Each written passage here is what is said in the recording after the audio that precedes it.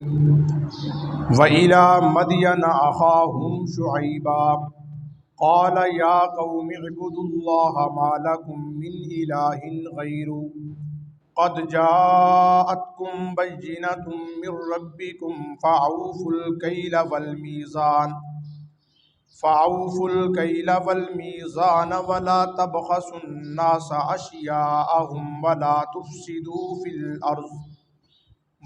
تُفْسِدُوا فِي الْأَرْضِ بَعْدَ إِصْلَاحِهَا ذَلِكُمْ خَيْرٌ لَكُمْ إِن كُنتُم مُّؤْمِنِينَ۔ وَإِلَى مَدْيَنَ أَخَاهُمْ شُعَيْبًا، اور مدین کی طرف بھیجا ان کے بھائی حضرت شعیب کو۔ قال، حضرت شعیب نے کہا، یا قوم اعبدوا اللہ، اے میری قوم عبادت کرو اللہ کی، ما لکم من الہ غیرہ، نہیں ہے تمہارے لیے کوئی معبود اس اللہ کے سوا۔ قد جاءتکم بینۃ من ربکم، تحقیق آ چکی ہے تمہارے پاس دلیل تمہارے رب کی طرف سے۔ فَأَوْفُوا الْكَيْلَ وَالْمِيزَانَ، پس پورا کرو ناپ کو، والمیزان اور تول کو، وَلَا تَبْخَسُوا النَّاسَ أَشْيَاءَهُمْ، اور نہ گھٹا کر دو لوگوں کو ان کی اشیاء، وَلَا تُفْسِدُوا فِي الْأَرْضِ بَعْدَ إِصْلَاحِهَا، اور نہ تم فساد کرو زمین کے اندر، بعد اصلاحها، اس کے اصلاح کے بعد۔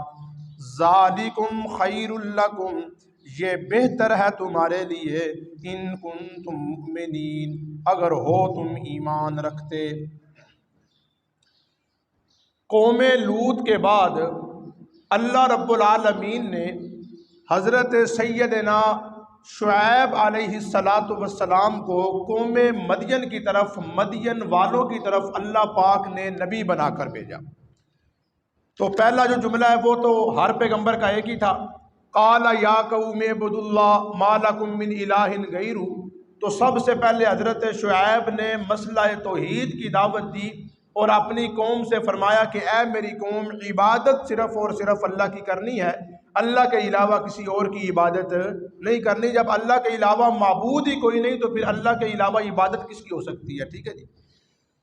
جس طرح قوم لوط کے اندر شرک کرنے کے بعد، کفر کرنے کے بعد ایک برا فعل تھا نا کہ وہ بے حیائی کرتے تھے مردوں کے ساتھ، اسی طرح حضرت شعیب علیہ السلام کی جو قوم تھی مدین والے، ان کے اندر ایک برا فعل یہ تھا کہ یہ ناپ تول میں کمی کرتے تھے۔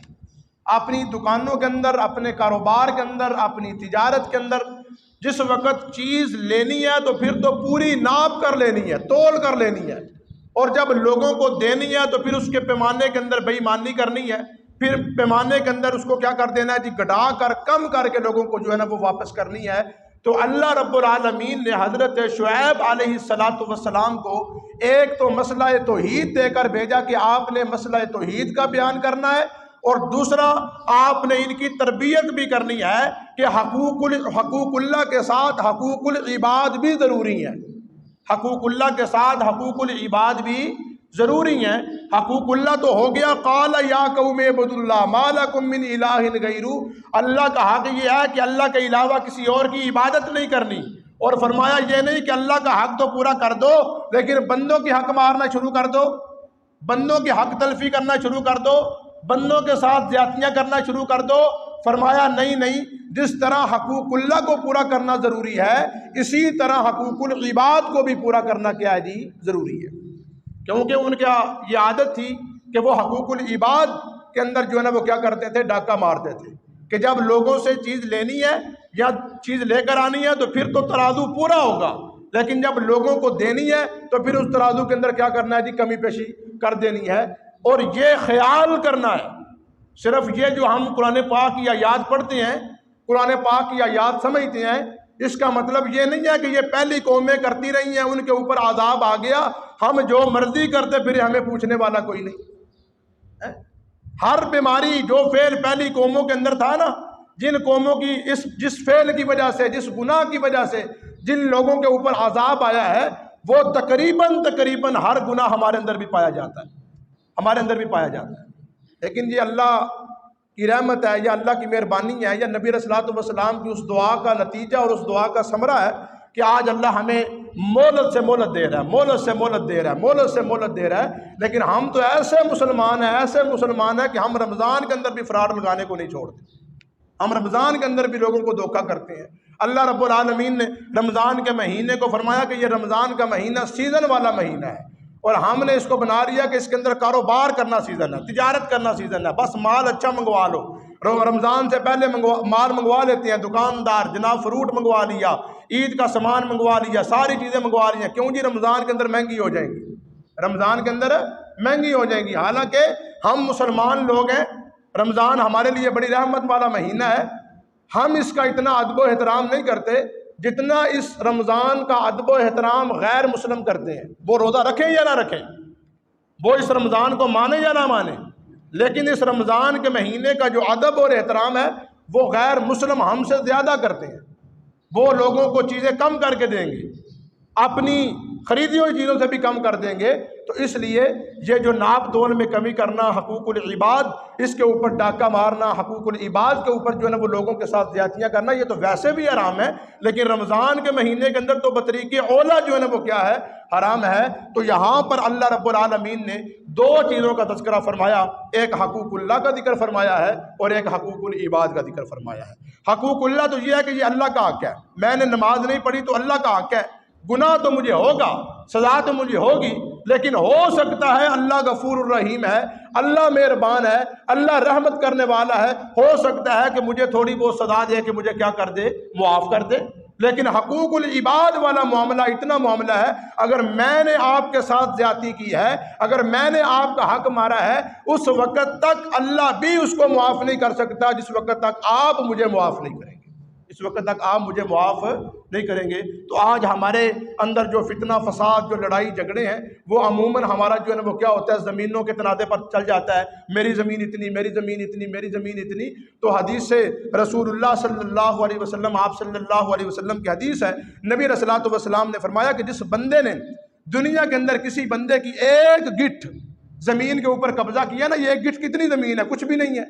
ایک گٹھ زمین کے اوپر قبضہ کیا یا کسی بندے کا حق مارا یا کسی بندے کے ساتھ زیادتی کی، تو اللہ رب العالمین کل قیامت والے دن اس کی گردن کے اندر 7 زمینوں کا توق بنا کر اس کے گلے میں پہنائیں گے، اور وہ گھومتا پھرے گا اور لوگوں کے سامنے ہوگا کہ یہ وہ بندہ ہے کہ جس نے لوگوں کی زمینوں کے اوپر کیا کیا ہے جی؟ قبضے کیے ہیں، لوگوں کے حق مارے ہیں، لوگوں کے ساتھ کیا کیا جی؟ زیادتیاں کی ہیں. تو اس لیے محترم سامعین، حقوق اللہ اللہ کا حق ہے، اللہ اپنی مہربانی سے معاف کر سکتا ہے. لیکن حقوق العباد والا معاملہ اتنا سخت معاملہ ہے کہ جس وقت تک صاحب حق اپنا حق معاف نہیں کرتا، اس وقت تک اللہ بھی معاف نہیں کرے گا. تو محترم، یہ جو آیات میں نے آپ کے سامنے پڑھی ہیں، ان دونوں آیتوں کے اندر اللہ نے اسی چیز کا تذکرہ فرمایا. حقوق اللہ کو بھی پورا کرنا ضروری ہے اور حقوق العباد کو بھی پورا کرنا کیا ہے؟ ضروری ہے. لیکن ہم مسلمان ایسے مسلمان ہیں، ہم پورا سال لوگوں کے ساتھ زیادتیاں کرتے ہیں، لوگوں کے حقوق مارتے ہیں، حقوق العباد کے اندر حق تلفیاں کرتے ہیں، اور سال کے بعد جب حج کا مہینہ آتا ہے نا، تو یہ حاجی صاحب جو ہے نا وہ سفید لباس پہن کے جناب حج کے لیے جا رہے ہیں اور بیت اللہ کا طواف کرتے ہیں، خانہ کعبہ کا طواف کرتے ہیں، حجر اسود کا بوسہ کرتے ہیں، صحیح کرتے ہیں، میدان عرفات کے اندر جاتے ہیں اور واپس آ کر کہتے ہیں لو جی میں نے ساری چیزیں کیا کر دی ہیں؟ بخشوا دی. وہ سال کے بعد حج کو ایسے بنا لیتے ہیں کہ میرے سارے کے سارے گناہ کیا ہو جاتے ہیں؟ معاف ہو جاتے ہیں. لیکن گناہ معاف ہوتے ہیں، لیکن حقوق العباد والا معاملہ معاف نہیں ہوتا، حقوق العباد والا معاملہ معاف نہیں ہوتا. تو اس لیے محترم، نبی علیہ الصلوۃ والسلام کی حدیث ہے، آپ صلی اللہ علیہ وسلم نے فرمایا کہ جب کوئی مر جائے نا، جس کے اوپر موت آ جائے، دنیا سے چلا جائے، تو ورثاء کے لیے سب سے پہلا حق یہ ہے کہ بندوں سے پوچھے کہ اس کے ذمہ کوئی قرض تو نہیں ہے، اس نے کسی کا حق تو نہیں دینا. کیوں کہ حقوق اللہ کا معاملہ اللہ کا معاملہ ہے. لیکن جس وقت تک دنیا کے اندر وہ بندہ کسی کا مقروض ہے، کسی کا اس نے حق ادا کرنا ہے، تو اس وقت تک نبی علیہ الصلوۃ والسلام جنازہ بھی نہیں پڑھاتے تھے اس بندے کا کہ جب تک اس کا حق ادا نہ کر دیا جائے. تو اس لیے محترم سامعین گرامی قدر، حقوق اللہ کو بھی پورا کرنا ضروری ہے اور حقوق العباد کو بھی پورا کرنا کیا ہے جی؟ ضروری ہے. اللہ ہمیں سمجھنے کی اور عمل کرنے کی توفیق عطا فرمائے. اچھا جی، ترجمہ سن لیں. وَإِلَىٰ مَدْيَنَ أَخَاهُمْ شُعَيْبًا، اور مدین کی طرف بھیجا ان کے بھائی حضرت شعیب کو. قَالَ، حضرت شعیب نے کہا، یا قوم اعبدوا اللہ، اے میری قوم عبادت کرو اللہ کی، ما لکم من الہ غیرہ، اللہ کے سوا تمہارا کوئی معبود نہیں، اللہ کے سوا تمہارا کوئی معبود نہیں۔ یہ کیا ہے جی؟ حقوق اللہ۔ یہ کیا ہے جی؟ حقوق اللہ۔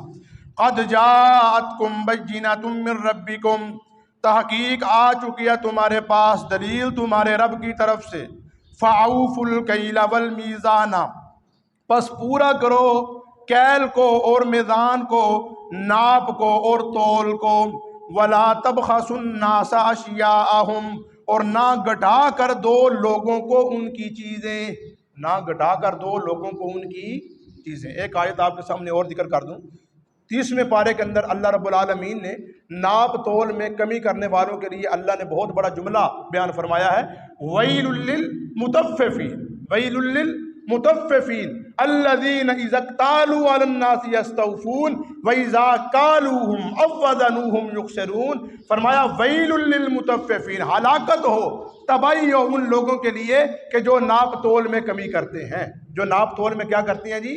کمی کرتے ہیں۔ جب لوگوں سے لیتے ہیں پھر تو پورا پورا لیتے ہیں، لیکن جب لوگوں کو واپس کرتے ہیں اپنا جو ہے نا وہ لوگوں کو خریدنے کے بعد جب لوگوں کو چیز دیتے ہیں تو اس کے اندر کیا کرتے ہیں جی؟ کمی کرتے ہیں۔ تو فرمایا ویل للمطففین، ایسے لوگوں کے لیے کیا ہے جی؟ ہلاکت ہے اور تباہی ہے، نہ ان کے کاروبار کے اندر برکت ہوتی ہے، نہ ان کی تجارت کے اندر برکت ہوتی ہے، نہ ان کے گھروں کے اندر برکت ہوتی ہے، کیونکہ یہ قرآن کا فیصلہ ہے ویل للمطففین کہ ناپ تول میں کمی کرنے والوں کے لیے کیا ہے جی؟ ہلاکت اور تباہی ہے۔ جب ہلاکت اور تباہی ہو تو پھر اللہ کی برکت تو نہیں آ سکتی نا۔ تو حلال اللہ رب العالمین سے جب رزق کا مطالبہ کرو، رزق مانگو، روزی مانگو، اللہ رب العالمین سے یہ بھی ساتھ دعا کیا کرو کہ مولا کریم ہمیں حلال کھانے کی توفیق عطا فرما، ٹھیک ہے جی۔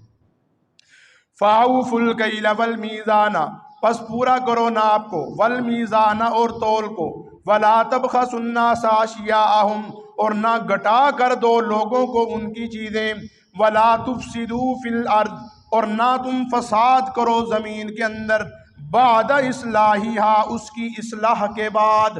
اللہ نے ایک قانون بتا دیا، فرمایا اس پر عمل کرو گے تو اصلاح ہی اصلاح ہے، اگر اس قانون سے ہٹ جاؤ گے، میں اللہ کے حکم سے ہٹ جاؤ گے، حقوق اللہ کے اندر حق تلفی کرو گے، حقوق العباد کے اندر حق تلفی کرو گے، تو پھر وہ اصلاح نہیں رہے گی بلکہ کیا ہو جائے گا؟ فساد مچ جائے گا۔ میرے حق پر ڈاکہ مارو گے، میں آپ کے حق پر ڈاکہ ماروں گا، آپ میرے ساتھ لڑیں گے، میں آپ کے ساتھ لڑوں گا، تو پھر اصلاح نہیں رہے گی، پھر کیا شروع ہو جائے گا؟ فساد شروع ہو جائے گا۔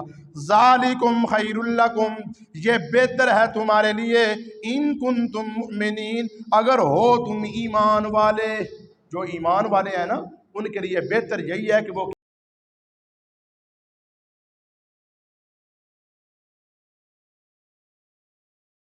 کیا کرے؟ اصلاح کرے، فساد نہ کرے۔ اللہ ہمیں سمجھنے کی اور عمل کرنے کی توفیق عطا فرمائے۔ وما علینا الا البلاغ۔